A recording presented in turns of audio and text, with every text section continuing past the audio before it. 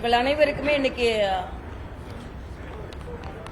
கேரள ஆளுநராக இருக்கின்ற ஆளுநர் இன்று நமக்கு தமிழக ஆளுநராகவும் பொறுப்பேற்றிருக்கிறார். அந்த விழாவிற்கு சென்றுவிட்டு வந்திருக்கிறோம். இனிமேலாவது தமிழகத்தில் ஆளுநருக்கும் தமிழக அரசிற்கும் சுமூகமான ஒரு உறவு ஏற்பட வேண்டும் என்று நமது விருப்பத்தை நாம் இங்கே தெரிவித்துக் கொள்கிறோம். அதே மாதிரி இன்று தமிழகத்தில் ஒரு செயற்கையான தட்டுப்பாடு உருவாக்கப்பட்டு கொண்டிருக்கிறது. இதுதான் முந்தைய காங்கிரஸ் யுபி அரசாங்கத்துக்கும் மரியாதைக்குரிய பாரத பிரதமர் தலைமையில் உள்ள தேசிய ஜனநாயக கூட்டணி அரசாங்கத்திற்கும் உள்ள வேறுபாடு என்னன்னா, உலகம் முழுவதும் கச்சா எண்ணெய்க்கும் எரிவாயுக்கும் பெட்ரோல் டீசலுக்கும் பிரச்சனை இருக்கிறது. உலகம் முழுவதும் தடை இருக்கிறது. ஹர்மூஸ் என்ற ஜலசக்தி வழியாகத்தான் பெட்ரோல் டீசல் எரிவாயு ஏற்றி வருகின்ற கப்பல்கள் வர வேண்டும். அது அமெரிக்காவிற்கு ஈரான் தடை விதித்து விட்டது, இஸ்ரேலுக்கு தடை விதித்து விட்டது, ஐரோப்பிய நாடுகளுக்கு தடை விதித்து விட்டது. வளர்ந்த நாடுகள் என்று சொல்லுகின்ற எந்த நாடும் அதன் வழியாக தன் கப்பல்களை இயக்க முடியாது. அதனால் அந்த நாடுகளில் கடுமையான தட்டுப்பாடு. ஆனால் நமது வெளியுறவு கொள்கை எந்த அளவிற்கு மரியாதைக்குரிய பாரத பிரதமர் நட்புணர்வோடு கொடுத்து கொண்டிருக்கிறார் என்றால், மரியாதைக்குரிய வெளியுறவுத்துறை அமைச்சர் ஜெய்சங்கர் அவர்கள் 3 முறை ஈரான் வெளியுறவுத்துறை அமைச்சரோடு தொடர்பு கொண்டு பேசியதால் இந்திய கப்பல்களுக்கு மட்டும் அங்கே அனுமதி கொடுக்கப்பட்டிருக்கிறது. இன்னும் சொல்ல போனா புஷ்கல், பரிமல் என்ற 2 கப்பல்கள் நம் தேசிய கொடியை ஏற்றிக்கொண்டு பட்டொளி வீசி இந்திய கப்பல்களில் தேசிய கொடி ஏற்றிய இந்திய கப்பல்களுக்கு மட்டுமே இங்கு அனுமதி அளித்திருப்பதனால் நமக்கு எந்த தட்டுப்பாடும் கிடையாது, கட்டுப்பாடும் கிடையாது. இது மரியாதைக்குரிய பாரத பிரதமரின் நல்லுணர்வோடு நட்புணர்வோடு ஏற்படுகிற, உலகமே போரில் பிரச்சனையாகி கொண்டிருக்கும் பொழுது இதில் வெட்கம் பட வேண்டியது என்ன என்றால், காங்கிரஸை சார்ந்த பாராளுமன்ற உறுப்பினர்கள் இன்னைக்கு மோடிஜி எங்கேஜி எல்பிஜி என்று பதாதைகளை பாராளுமன்றத்தில் தாங்கி இருக்கிறார்கள்.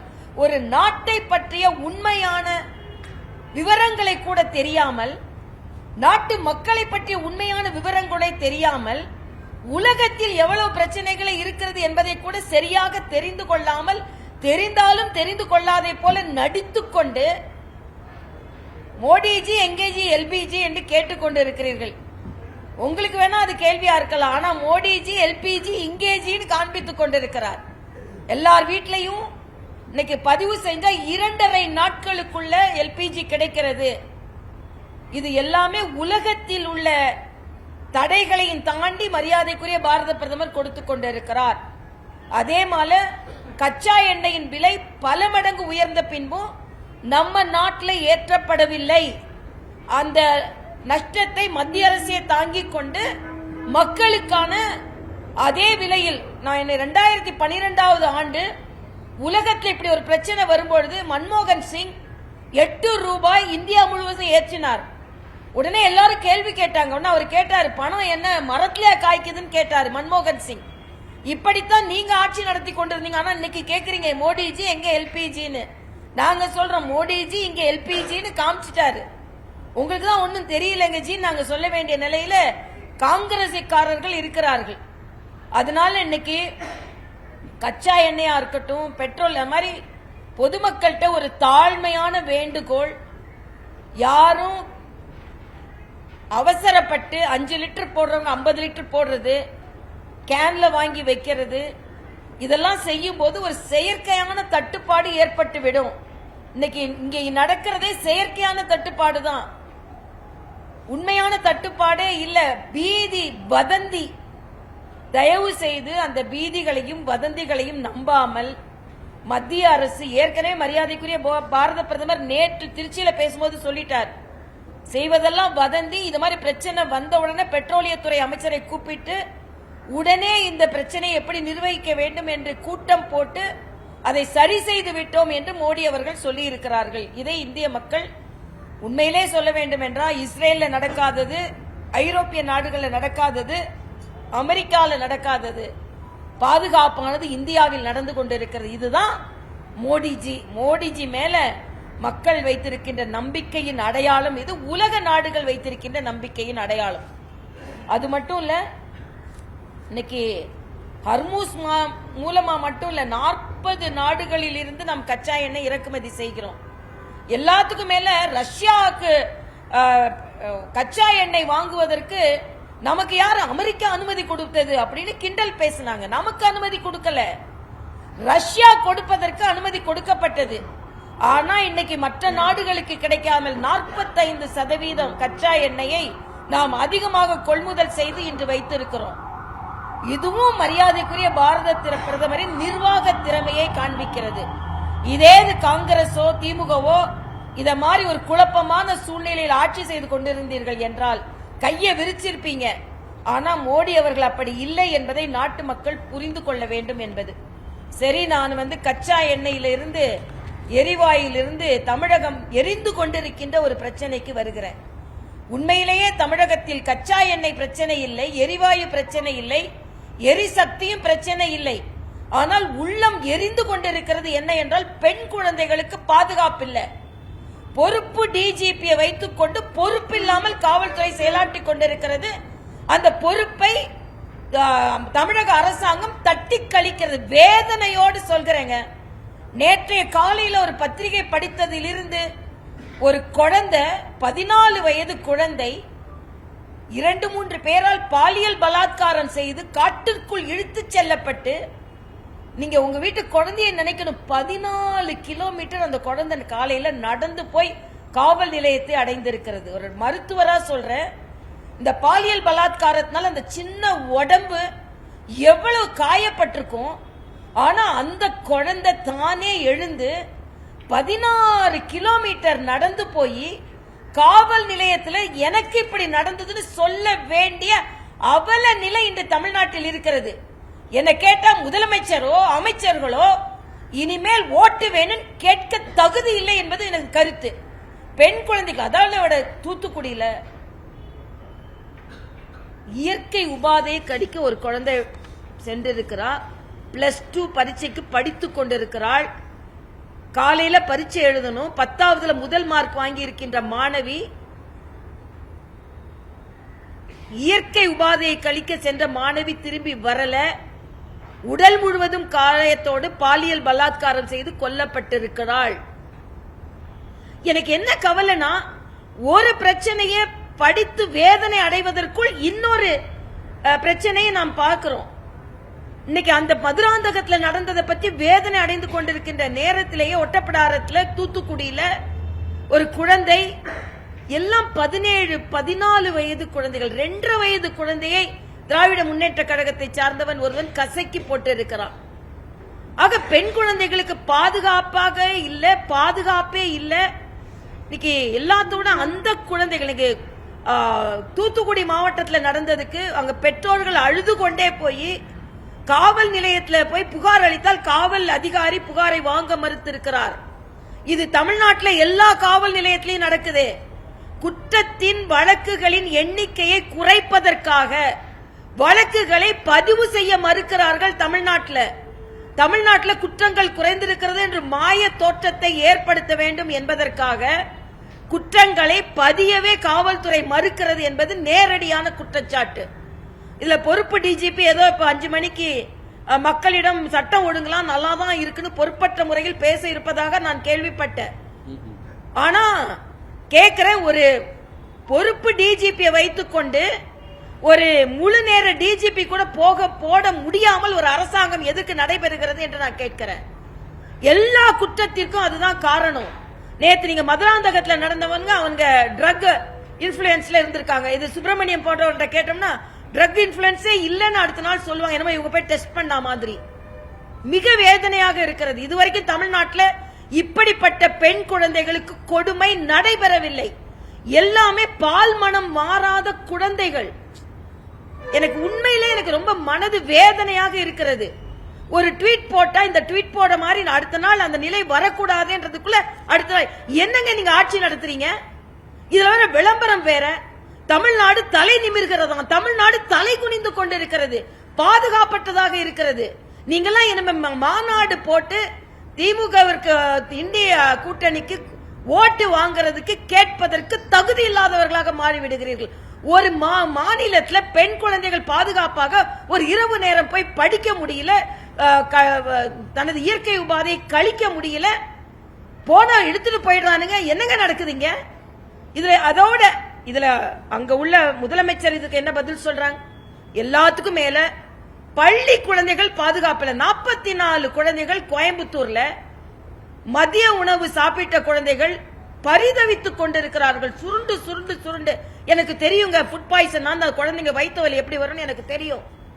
பரிதவித்துக் கொண்டிருக்கிறார். நான் கேட்கிற அன்பில் பொய்யாமொழி அவர்கள், கரூருக்கு உடனே போய் அழுதீங்களே, அங்க குழந்தைங்களை போய் பார்க்க போனீங்களா? முதலமைச்சர் என்ன செய்து கொண்டிருக்கிறார்? ஏதாவது கேட்ட உடனே மணிப்பூரை பாருங்க, மகாராஷ்டிராவை பாருங்க, உங்க ஊரை பாருங்க. மிக அதே மாதிரி இன்னொரு இடத்துல நாய் கடிச்சிருக்கு குழந்தைங்கள. பள்ளியில உள்ள குழந்தைங்க +2 எழுத வந்த குழந்தைங்களுக்கு நாய் கடிச்சிருக்குதுங்க. குழந்தைங்க கூட்ட ஆஸ்பத்திரிக்கு போயிருக்காங்க. என்ன நடக்குது தமிழ்நாட்டில்? பள்ளி போற குழந்தைங்களுக்கும் பாதுகாப்பு இல்ல, ரோட்ல போற குழந்தைங்களுக்கும் பாதுகாப்பு இல்ல. எல்லாம் இங்க குடி போதை இதுதான் நடந்து கொண்டிருக்கிறது. இதுல வேற போதையின் பாதையில் நடைபோடாதீர்கள் விளம்பரம் வேற. அதனால மிக வேதனையாக நாங்கள் இதை பதிவு செய்கிறோம். எல்லாத்துக்கும் மேல மரியாதைக்குரிய பாரத பிரதமர் நேற்று எல்லா அமைச்சர்கள் மீது ஊழல் குற்றச்சாட்டு இருக்குன்னு சொன்னாரு. உடனே காலையில அமைச்சர் ரகுபதி சொல்றாரு, இல்ல இல்ல அதெல்லாம் இல்ல, நீங்க அப்படின்னா நடவடிக்கை எடுத்திருக்க வேண்டியது தானே. அதான் சொல்றாங்களே கோர்ட் நேரு மேல எஃப்ஐஆர் பதிவு செய்யணும் உயர் நீதிமன்றம் தானே சொல்லி இருக்கு. அப்ப நீங்களா என்ன அமைச்சர்கள் நான் கேட்கிறேன். மரியாதைக்குரிய பாரத பிரதமர் நேற்று சொன்னதை போல நேற்று நீங்க பாத்தீங்கன்னா 6 வழித்தடங்கள் தமிழ்நாட்டில், திருநெல்வேலியும் பெங்களூரையும் இணைக்கின்ற வழித்தடம். எல்லாத்துக்கும் மேல கங்கை கொண்ட சோழபுரத்தில் ஒரு அவுட்டர் ரிங் ரோடு ஒன்று போட்டிருக்காங்க. இதன் மூலம் வெளிநாட்டு பயணிகள், சுற்றுலா பயணிகள் அதிகமாக வருவதற்கு வாய்ப்பு இருக்கிறது. தூத்துக்குடியே அது மாதிரி இதற்கு முன்னால மேம்படுத்தினார்கள். மதுரை விமான நிலையம் உலக தரம் வாய்ந்த விமான நிலையமாக மாற்றப்பட்டிருக்கிறது. இதன் மூலம் தென் பகுதிகள் முழுமையாக வளர்ச்சி அடையும். நீங்க பாத்தீங்கன்னா திருநெல்வேலியில மட்டும் இதுவரைக்கும் 30,000 பேர் தான் இறங்கி ஏறுகின்ற வசதி இருக்கின்ற இடத்துல 10 லட்சம் பேர் ஏறலாம் இறங்கலாம். ஆக இதெல்லாம் இன்ஃப்ராஸ்ட்ரக்சர்ல வருமா இல்லையா?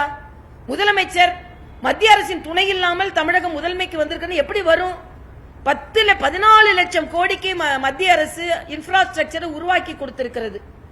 எல்லாத்துக்கும் மேல ராகுல் காந்தி நேத்து ஓம் பிர்லா மேல நம்பிக்கை இல்லா தீர்மானம் கொண்டு வந்துட்டு பேசுறதுக்கே ஆளை காணும். மரியாதைக்குரிய அமித்ஷா அவர்கள் சொல்றாரு, நம்பிக்கை இல்லா தீர்மானம் கொடுப்பாரு, பேசுறதுக்குள்ள வெளியே ஓடி போயிடுவாரு அப்படின்னு சொல்லிட்டு. ஓம் பிர்லா அவர்கள் பாஜகவிற்கு கொடுத்ததை விட காங்கிரசிற்கு 6 மடங்கு அதிக நேரம் கொடுத்திருக்கிறார்கள். ஆக இந்த நாட்டு மக்களிடம் பொய்யே சொல்லிக் கொண்டிருந்தாலும் அதை மக்கள் நம்ப மாட்டார்கள். இன்று தமிழகம் மிக மிக பரிதவிக்கின்ற நிலையில் பெண்கள் பாதுகாப்பில் இருக்கிறது. அதனால்தான் பாரதிய ஜனதா கட்சியின் சார்பில் 15ஆம் தேதி பெண் குழந்தைகளுக்கு பாதுகாப்பு கொடுக்க முடியாத திமுக மாடல் அரசை கண்டித்து நாங்கள் ஆர்ப்பாட்டம் செய்ய இருக்கிறோம்.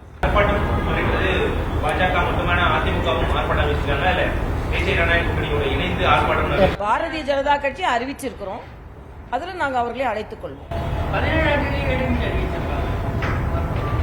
15 அதாவது இப்ப இதுல பிரச்சனை கூட்டணி பிரச்சனை இல்ல தம்பி, பெண்களோட பாதுகாப்பு தான் பிரச்சனை. யார் யாருக்கு என்ன நேரம் தோணுதோ அதை நாங்க இன்னைக்கே அறிவிச்சிருக்கணும். இன்னைக்கு ஏற்கனவே பெட்ரோல் டீசல் விலையில மக்கள் கொஞ்சம் சுணக்கமா இருக்கிறதுனால, இல்லைன்னா உண்மையிலேயே வாழ்க்கையே தமிழ்நாட்டில் போராட்டமாகி கொண்டிருக்கிறது.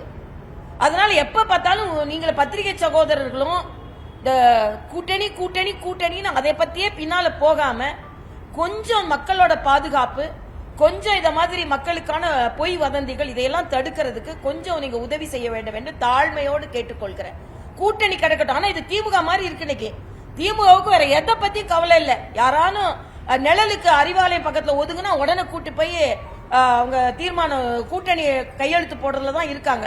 அது ஒண்ணுதான் இவங்க குறிக்கோள். ஒரு வருடமா தமிழக மக்கள் மீது அக்கறை இல்ல, தமிழக மக்கள் பாதுகாப்பு மீது அக்கறை இல்ல, பெண்கள் பாதுகாப்பு மீது அக்கறை இல்ல. எத்தனை பேரை கூட்டி கொண்டு வந்து நாங்க தேர்தலை சந்திப்போம், தேர்தல் தேர்தல் தேர்தல். அது உங்களுக்கு இப்ப கிடைக்க போறது இல்ல. நிச்சயமா திமுக தோக்குதான் போகுது, இண்டி கூட்டணி தோற்கத்தான் போகுது. ஏன்னா பெண்களுக்கு பாதுகாப்பு எந்த மாநிலத்தில் இல்லையோ அந்த மாநிலத்தில் அந்த ஆட்சி நிச்சயமாக வீட்டுக்கு தான் போக வேண்டும். அதனால தேர்தல் வருகிறது ஓகே, கூட்டணி வருகிறது ஓகே, எல்லாமே கூட்டணியை நோக்கி இல்லாம மக்களை பற்றி சிந்திக்க வேண்டும் என்பது எனது கருத்து.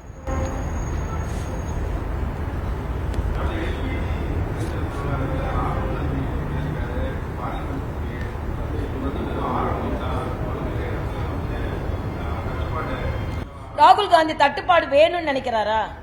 ராகுல் காந்தி மாதிரி ஒரு மோசமான மனநிலையில் உள்ள ஒரு தலைவரை நீங்க பார்க்க முடியாதுங்க. இன்னைக்கு ஹோட்டல்களுக்கு ஏன் கட்டுப்பாடு விதித்தார்கள் என்றால் மிக தெளிவாக மத்திய அரசு சொல்லியிருக்க, நான் இந்திய பெண்களுக்கு தாய்மார்களுக்கு ஒரு வேண்டுகோளை வைக்கிறேன். ஏன் ஹோட்டல்களில் எரிவாயை கட்டுப்படுத்தினோம் என்றால் என் தாய்மார்களுக்கான கேஸ் சிலிண்டர்கள் கிடைக்காமல் போய்விடக் கூடாது என்பதற்காக, வேற எதுக்காகவும் இல்ல.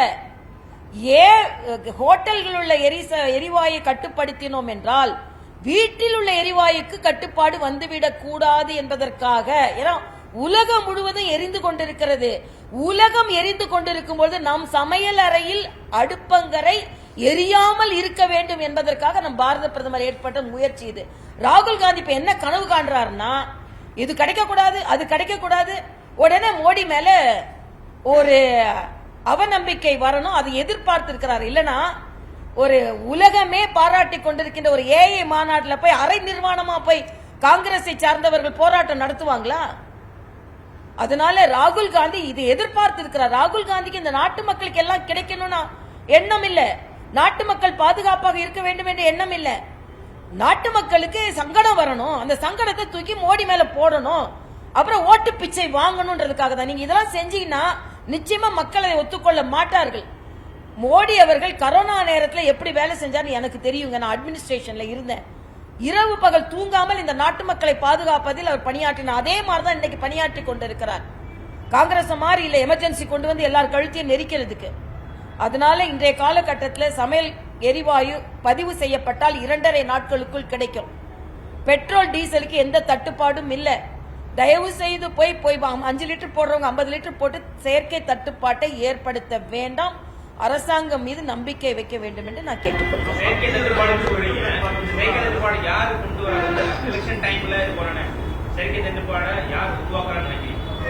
இல்லப்பா, பயத்துல போய் அதிகமா போட்டக்கூடாது. இல்ல கொடுத்திருக்காங்களே மத்திய அரசு. நேற்றே மத்திய அரசிடமிருந்து ஒரு செய்தி குறிப்பு வந்திருக்கிறது. பெட்ரோல் துறை அமைச்சரோடு நாங்க பேசிக் கொண்டிருக்கிறோம், யாருக்கும் எந்த தட்டுப்பாடும் இல்லை என்று. அதே மாதிரி ஏன் கேஸ பொது இடங்களில் உள்ள கேஸ் ஏன் கட்டுப்படுத்துறோம்னா வீட்டில் உள்ள கேஸ் தட்டுப்பாடு வந்துவிடக் கூடாது என்பதற்காக. அதே மாதிரி பதிவு செஞ்சா 2 நாள்ல. நம்ம பத்திரிகை சகோதரர்கள் என்ன சொல்லணும்னா, வேண்டிய அளவு இருக்கிறது. ஏன் தமிழக அரசே கூட அரசாங்க அலுவலகத்திற்கு வேண்டிய கச்சா எண்ணெயும் எல்லாமே இருக்குன்னு தான் சொல்லியிருக்காங்க. மத்திய அரசும் அதைத்தான் சொல்லியிருக்காங்க. அது மட்டும் இல்ல, நீங்க ஒன்ன புரிந்து கொள்ளணும், அந்த ஹர்மூஸ் வழியா வேற எந்த நாட்டு கப்பலுக்கும் அனுமதி கிடைக்கல. இந்திய கப்பல்களுக்கு, இந்திய கொடிகளை போட்ட கப்பலுக்கு மட்டும் அனுமதி கொடுக்கப்பட்டு இருக்கிறது. அப்பனா நம்ம பிரச்சனையை தீர்த்து இருக்கிறோம். உலகமே எரிந்து கொண்டிருக்கின்ற நேரத்தில் கூட நம்ம வீட்டு அடுப்பு எரிய வேண்டும் என்று பார்த்து கொண்டிருப்பவர் மோடி அவர்கள். அதனால இப்போ நாம இன்னொரு 25 லிட்டர் வாங்கிட்டோம்னா நம்ம சகோதரனுக்கு ஒரு 10 லிட்டர் கிடைக்காம போயிடும். அப்படி நாம நினைக்கணும். அது மட்டும்தான். பொதுமக்கள் எப்பவுமே பீதி அடைவது இயல்பு. பொதுமக்கள் மீது நான் எந்த குறையும் சொல்லல. ஆனா நாம அவங்களுக்கு அதை விழிப்புணர்வு ஏற்படுத்த வேண்டும் என்பது எனது கருத்து.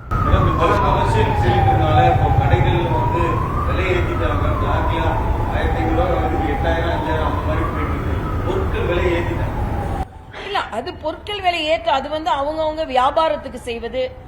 அரசாங்கம் முதல்ல நம்ம ஒன்றை புரிந்து கொள்ள வேண்டுங்க, இது உள்நாட்டு பிரச்சனை அல்ல, உலக பிரச்சனை. யார் ஆட்சியில் இருந்தாலும் இந்த அளவுக்கு கூட இதை நிர்வகிக்க முடியாது.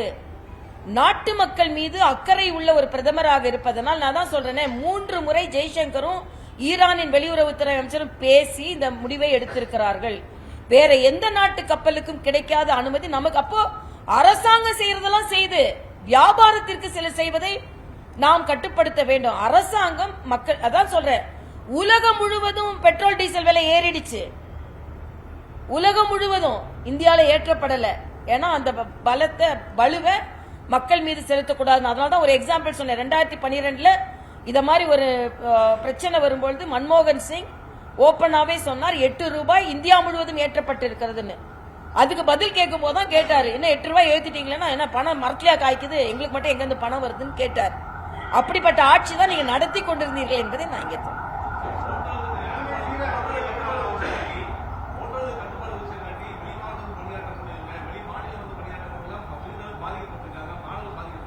அது உலகம். அதாவது நம்ம வீடு பாதிக்கப்படக்கூடாது இல்லையே. அப்புறம் இப்ப எல்லா பிரச்சனைகளையும் தீர்த்து கொண்டுதானே இருக்கிறாங்க. இப்போ ஒரு இடத்துல பிரச்சனைன்னு வரும்போது, உலகத்துல பிரச்சனைன்னு வரும்போது ஏதாவது ஒரு பேலன்ஸ் பண்ணணுமா வேண்டாமா?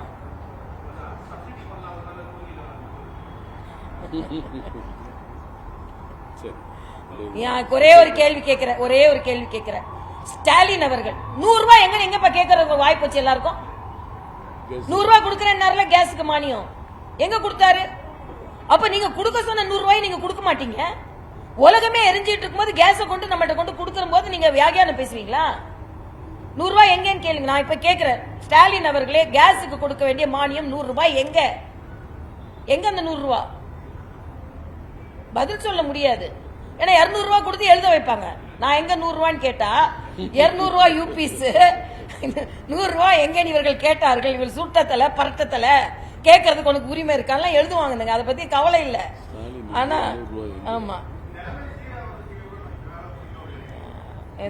அது ஈரான் போறதான் கேட்கணும். ஆனா சீராகி விடும்.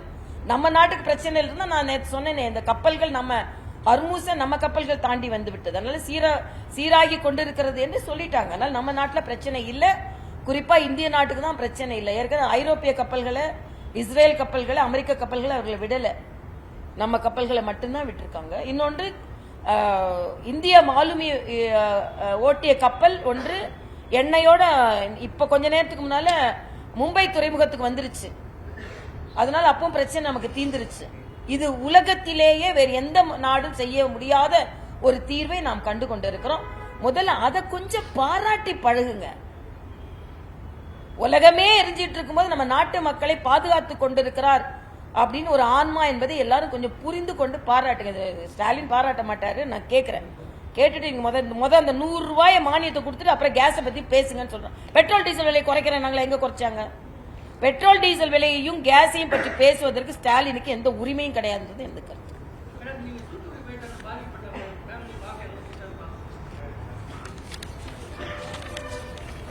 நான் மனது வேதனையா இருக்கு. நான் தூத்துக்குடி போவேன், எல்லா வீட்டுக்கும் நான் போக தான் செய்ய. எல்லா வீடும் தான் தமிழ்நாட்டில். தான் சொன்ன, ட்விட்டர் போட்டு முடிக்கிறதுக்குள்ள இன்னொரு ட்விட்டர் பிரச்சனை வந்துருது, ஒரு அறிக்கை கொடுக்கல இன்னொரு அறிக்கை விட்டுருது. அதனால எல்லாரோட வீட்டு பெண்கள் கூட நாங்க நின்று கொண்டு தான் இருக்கிறோம்.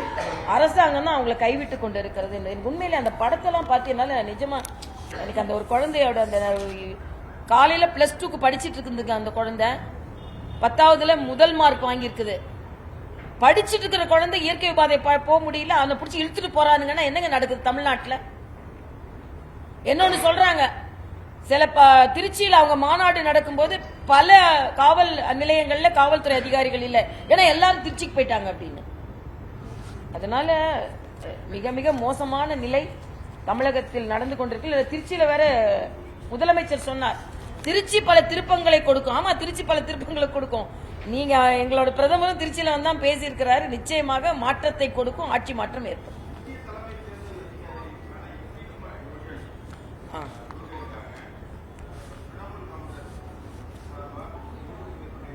அதாவது பார்லிமெண்ட்ல இன்னைக்கு அமித்ஷா கூட சொல்லியிருக்காரு, பார்லிமெண்டோட நேரம் முழுவதுமாக வீணடிக்கப்படுகிறது. ஓம் பிர்லா மேல இம்பீச்மெண்ட் மோஷன், சுவாமிநாதன் அவர் மேல இம்பீச்மெண்ட் மோஷன், இன்னைக்கு தேர்தல் அதிகாரி மேல இம்பீச்மெண்ட் மோஷன். என்னங்க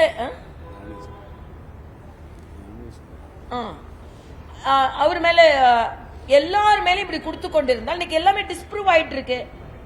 ராகுல் காந்தி என்ன சொன்னாரு, ஓட்டு திருட்டுன்னு சொன்னாரு. அப்புறம் இன்னைக்கு தேர்தல் அதிகாரி மேல கொடுத்தா, நீங்க பீகார்ல 84 லட்சம் நீக்கிட்டாங்க அப்படின்னு சொன்னீங்க. ஒருத்தர் கூட கம்ப்ளைண்ட் பண்ணல. இங்க தமிழ்நாட்டில் மட்டும் என்னங்க நடந்தது? எஸ்ஐஆர் போட்ட உடனே முதலமைச்சர் சொன்னார் சிறுபான்மை ஓட்டெல்லாம் எடுத்துருவாங்க, பண்டிகை நடக்குது, இப்ப என்ன பண்ணுவீங்க? இன்னைக்கு யாருமே எல்லாரும் இன்னைக்கு தேர்தல் அதிகாரி என்ன சொல்லியிருக்கிறாரு? தகுதி வாய்ந்த யாரோட ஓட்டும் நீக்கப்படாது, நீக்கப்பட்டிருக்க முடியாது என்று சொல்லியிருக்கிறார். பப்ளிக் டொமைன்ல இருக்குல்ல.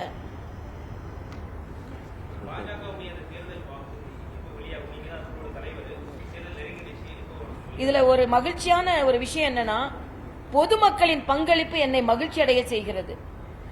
13,800 பேர் மிஸ்ட் கால் மூலமா எங்களை பதிவு செய்திருக்கிறாங்க. இன்னொன்று, ஒவ்வொரு 38 மாவட்டங்களிலும் ஒவ்வொரு பெட்டிலையும் 500 இருந்து 1000 சஜஷன்ஸ் வந்திருக்குதுங்க.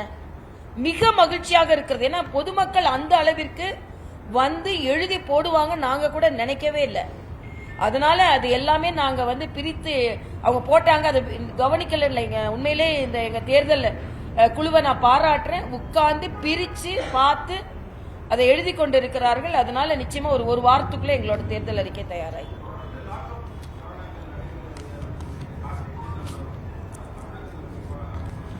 கார்த்திக் சிதம்பரத்துக்கிட்ட அவரோட அலுவலகம் தாக்கப்பட்டதற்கு தமிழக அரசின் பதில் என்ன? அதாவது ஒரு பாராளுமன்ற உறுப்பினர் டெல்லியில வாக்கிங் போகும்போது அவங்க செயின் காணாம போயிடுச்சு. உடனே டெல்லியே சரியில்லை அப்படின்னு சொல்லிட்டு இருந்தாங்க. ஆனா இன்னைக்கு அவங்களோட கூட பணி செய்து கொண்டிருக்கின்ற ஒரு பாராளுமன்ற உறுப்பினரோட இடம் தாக்கப்பட்டிருக்கிறது.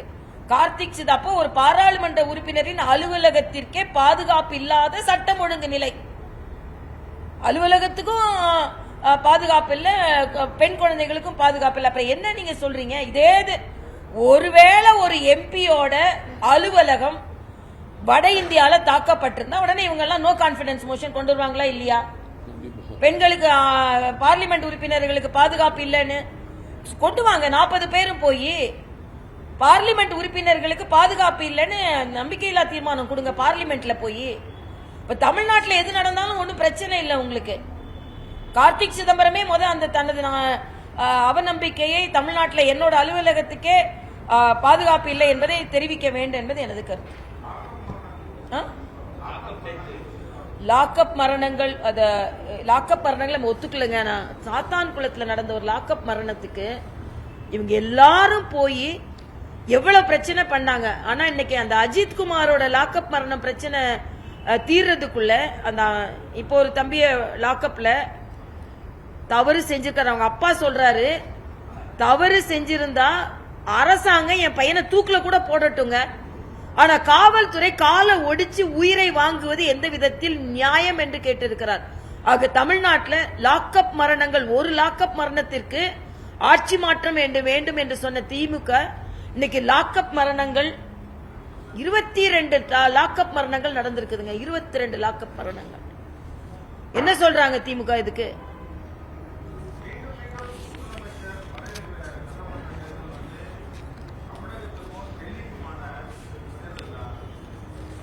இதுல முதலமைச்சர் நான் ஒன்னே ஒன்று சொல்றேன், திமுகவிற்கும் தமிழக மக்களுக்குமான தேர்தல் இது, போட்டி இது. தமிழக மக்கள் திமுகவை தோற்கடிக்க டெல்லி எல்லாம் கிடையாதுங்க. இங்க தமிழக பெண்களுக்கும் திமுகவுக்கும் நடக்கின்ற இது போருங்க. தமிழக பெண்கள் திமுகவை தோற்கடிப்பாங்க. பாதுகாப்பு கொடுப்பீங்க 5000 கொடுக்கறேன்னு சொல்லிட்டு அவங்களை பாதுகாப்பாற்ற தன்மை 2-3 நாட்கள்ல நடந்த இந்த பெண் குழந்தைகளுக்கான கொடூரம் தமிழக மக்களுக்கும் திமுகவுக்கும் நடக்கின்ற போருங்க இது. தமிழக மக்களுக்கும் திமுகவுக்கும் நடக்கின்ற தேர்தல் இது. தமிழக மக்கள் திமுகவை தோற்கடிப்பார்கள். இதுல வேற டெல்லி, மும்பை, மகாராஷ்டிரா, மணிப்பூர்னு போயிடுவாங்க. இப்போ நான் சொல்ற பெண் குழந்தைகளின் இந்த பரிதவிப்பு நிச்சயமா இந்த அரசாங்கத்தை இருக்க விடாது என்பது எனது கருத்து. நன்றி.